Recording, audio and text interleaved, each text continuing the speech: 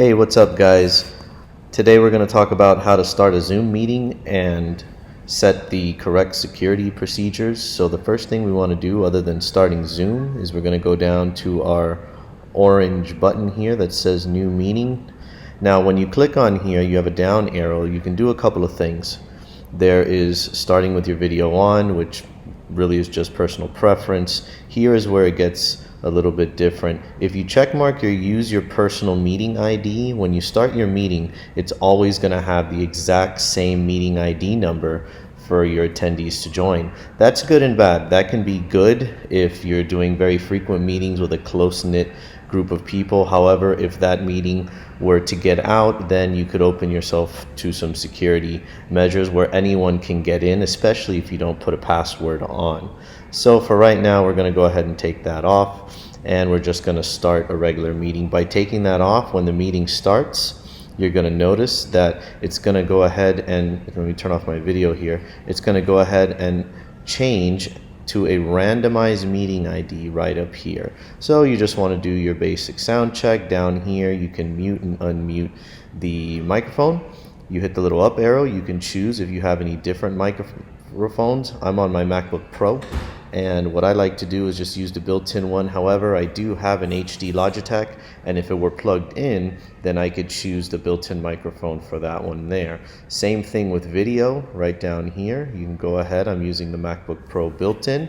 You could also choose your external. If you have it plugged in, you can also choose your virtual background, which will show how to create one in another video here. So now I'm the only one in the meeting. You'll notice participants, it's only me, nobody else.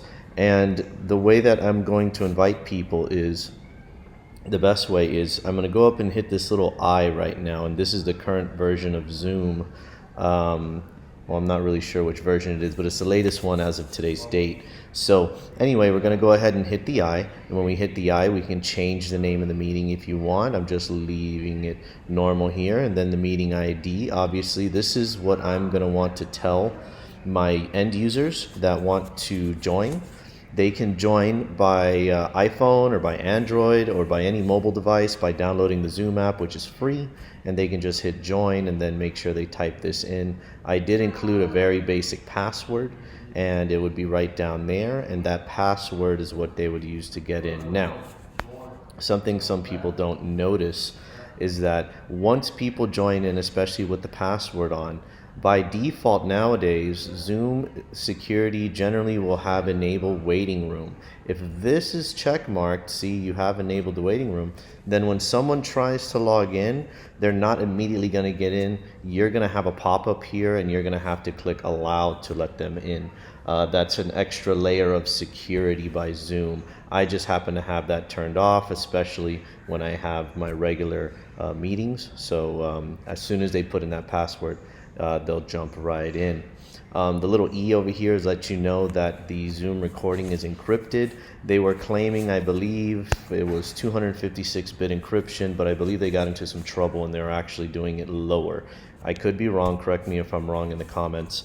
But this just lets you know that it's being encrypted. Then recording, I have my Zoom meeting set to auto record. So as soon as I launch my meeting, it's already recording. You don't have to have that, and if you do have it on, you can always pause it or stop it whenever you want. Here I am stopping the recording, and that's pretty much it. Again, give them the meeting ID, give them the password, they can jump right in. There's also a direct URL which you can copy right here and send it by email if you want, or by text message.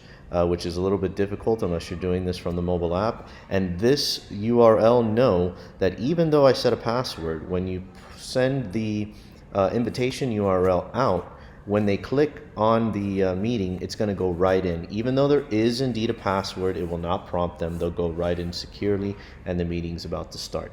Hope this was informative. Hope you liked the video, and we'll have some more coming soon.